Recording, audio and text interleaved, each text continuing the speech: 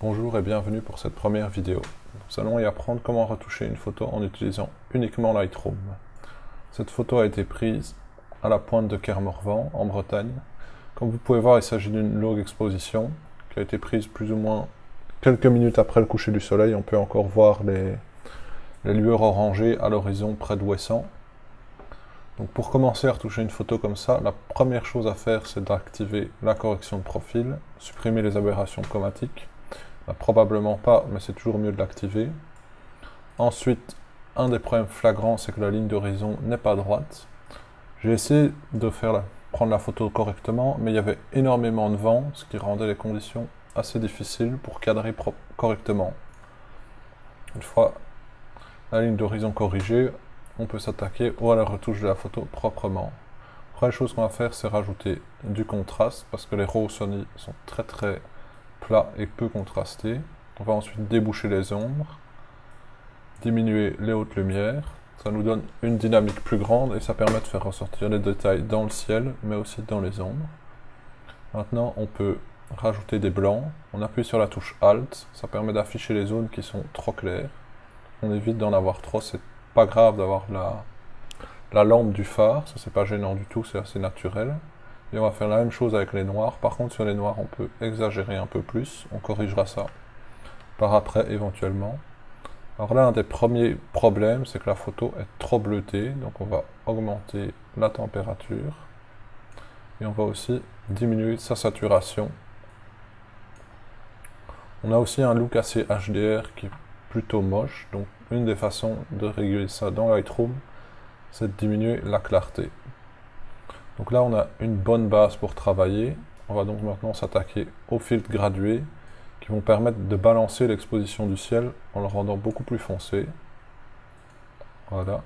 Donc là, on assombrit le ciel. Un des problèmes qu'on peut voir, c'est que le phare est assombri aussi, ce qui ne va pas. On peut utiliser l'outil pinceau qui va nous permettre de peindre, d'enlever le filtre sur le phare. Il faut rester appuyé sur la touche Alt. Il y a un petit moins qui s'affiche. Donc on peut donc peindre le phare.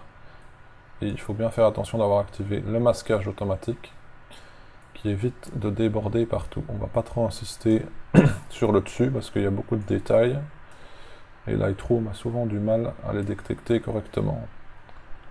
On va maintenant dupliquer ce film en le remontant, ce filtre. Ça permet de rendre la haut du ciel plus foncé et donc de concentrer le regard sur cette partie de la photo qui est la plus intéressante. Et on va le faire encore une fois pour rendre le dessus du ciel vraiment sombre. Si c'est beaucoup trop sombre, on va donc tirer un peu le filtre et diminuer son exposition et toujours masquer le phare. Voilà.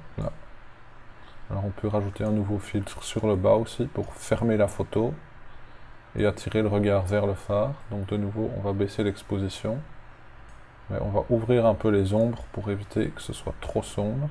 Et on peut même rajouter un peu de détail en augmentant les blancs. Alors maintenant, ce qu'on va faire, c'est travailler sur la lumière du phare pour l'accentuer et la rendre plus proéminente. On inverse le masque pour que ça s'affiche uniquement au centre. On met le contour progressif au maximum pour avoir un rendu plus naturel. Alors je vais utiliser deux filtres. Un premier qui se concentre vraiment sur la lampe pour ajouter de l'exposition, de la température. Et on va baisser la clarté pour créer un effet de lumière diffuse. Alors ici, on va zoomer en appuyant sur espace pour être plus précis. Et il faut vraiment se concentrer sur le centre. Alors on voit que voilà. On va dupliquer ce filtre, on appuie sur CTRL ALT, on clique sur le milieu et on le déplace. Voilà. On a un nouveau filtre qu'on va faire un peu plus grand. Bon, ici évidemment l'effet est beaucoup trop kitsch. Donc on va baisser la clarté, on va surtout baisser la température et baisser l'exposition pour avoir quelque chose de plus subtil. Voilà, un avant-après. On a créé une lumière sur le phare et on a centré l'attention du spectateur sur la lampe.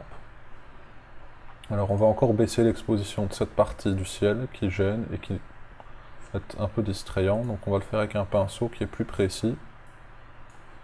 Et on va simplement peindre sur la zone où on veut diminuer l'exposition. Voilà. un peu ici en dessous. On peut rajouter du détail sur le premier plan, en rajoutant de l'exposition, un peu de clarté. Et on va mettre ces rochers là un peu plus en avant, en les peignant, ainsi que le pont qui mène au phare. Alors là, quand je regarde le rendu général de la photo, je le trouve encore trop clair par rapport à ce que j'ai vu sur place. Donc je vais simplement baisser l'exposition légèrement. On va augmenter un peu les blancs. Maintenant, on va essayer de faire des corrections un peu plus fines sur le contraste en utilisant la courbe. Donc on va rajouter un petit peu de haute lumière, un petit peu d'ombre, très légèrement, et puis on va déboucher les noirs légèrement. On peut aussi faire quelques corrections colorimétriques, notamment, je trouve que la photo est trop magenta, donc je vais rajouter un petit peu de vert. Ça doit être très très léger, voilà.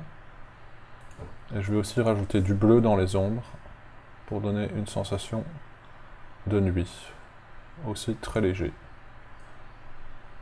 Une autre correction pour récupérer le bleu qui est trop magenta, c'est simplement avec la saturation. On peut changer la teinte et par exemple le rendre beaucoup plus magenta, vert, si c'est beaucoup trop fort, mais quelques -8 ça devrait suffire. Et on peut aussi rajouter un peu de saturation sur la lampe du phare, en augmentant les jaunes, la saturation des jaunes et des oranges. Alors on va s'occuper des problèmes de netteté, on va rajouter de la netteté jusqu'à 80, et on va masquer, on peut appuyer sur Alt, ça permet de voir uniquement où la netteté s'affiche. Ça nous révèle aussi qu'il y a beaucoup de taches de capteurs dans le ciel qu'il va falloir corriger par après. Et maintenant on applique une réduction du bruit qui permet de lisser la photo et d'avoir un rendu plus naturel. Alors on peut rajouter un peu de correction du voile, c'est une bonne façon de rajouter du contraste, mais il faut être assez léger parce que si on exagère, on se retrouve avec quelque chose d'assez dégueulasse. En général, je dépasse pas 10-15, ceci. Et on peut aussi rajouter, pour centrer l'attention du spectateur sur la photo, un peu de vignettage. Alors à ce stade, la photo est maintenant un petit peu trop contrastée à mon goût, donc je vais baisser les noirs et baisser le contraste. Et elle est aussi devenue un petit peu trop verte, donc on va augmenter la teinte pour la rendre un peu plus magenta, comme ceci. Je trouve aussi que cet avant-plan ici est trop proéminent, donc je vais reprendre mon filtre gradué et je vais le déplacer, mais aussi l'assombrir. Je vais le dupliquer et le remettre plus bas en le mettant droit. Voilà. Alors ce qu'on pourrait aussi rajouter, c'est un petit peu de lumière sur la mer, par ici notamment, avec simplement un pinceau. On rajoute de l'exposition, on enlève un peu de clarté et on vient simplement peindre la zone qu'on veut éclaircir. Alors on va aussi récupérer du détail en débouchant les ombres. On va faire de même ici. Voilà. Alors à mon avis, la photo nécessite un léger cadrage, notamment pour enlever cette courbe. Voilà, comme ceci. Et centrer l'attention sur la phare, la porte. Voilà. Elle est encore trop claire, donc on va encore baisser l'exposition. Et à mon sens, on peut encore baisser la clarté. Je trouve aussi que ces zones-ci sont trop orangées et ressortent trop, donc ce que je vais faire, c'est simplement que je vais prendre un pinceau, je vais réinitialiser et je vais enlever de la saturation sur ces zones trop orangées qui attirent trop l'attention.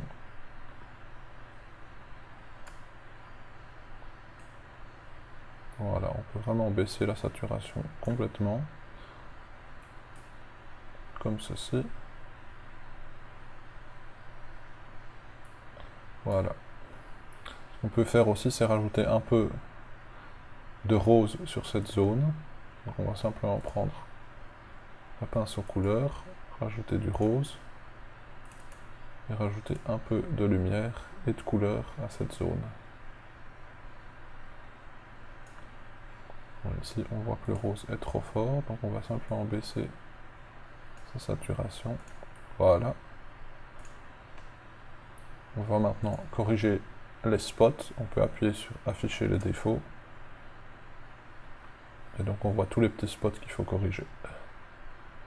Comme c'est un processus assez long, je vais l'accélérer.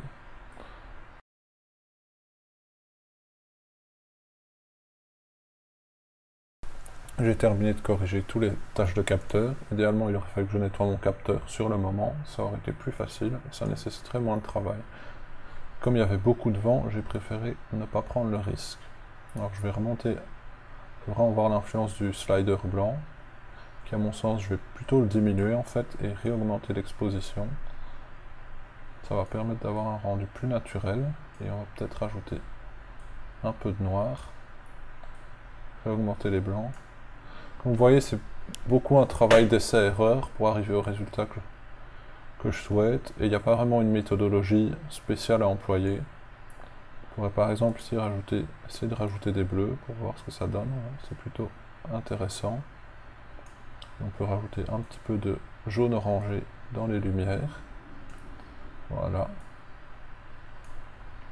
Alors à ce moment-ci, idéalement, je vais faire une pause, arrêter de travailler sur cette photo, aller faire autre chose et revenir un peu plus tard pour voir ce que je peux améliorer. Bon, à mon sens, elle est plutôt finie, elle n'a pas besoin de correction supplémentaire, donc on va maintenant l'exporter. Donc pour ça, j'ai un clic droit sur la photo, on va dans exporter. Alors le plus facile, moi j'ai déjà créé un paramètre prédéfini pour exporter pour internet. Donc on voit notamment la qualité qui est un peu plus basse pour que la photo soit plus légère. On va redimensionner sur le bord large. Comme c'est une image pour Facebook, je vais mettre 2048 pixels, qui est la taille standard. Et puis on va afficher de la netteté pour écran avec un gain standard. Et on clique simplement sur exporter. Et on choisit le dossier. Voilà. Ici, il me demande si je veux déjà remplacer cette photo. On va la remplacer. Et voilà. Donc pour voir, voici la photo de base et le résultat avec les retouches. Donc un changement assez important. On a notamment assombri la photo, rajouté de la lumière sur le phare, rendu l'avant-plan moins important tout en rajoutant un peu de détails. Si vous voulez essayer d'avoir le même résultat sur cette photo, je vous propose de la télécharger sur mon site internet gratuitement. Comme ça, vous pouvez essayer et pratiquer. Je vous demande juste de ne pas l'utiliser de manière commerciale et si vous la partagez, d'indiquer que ce n'est pas de votre photo. À la semaine prochaine.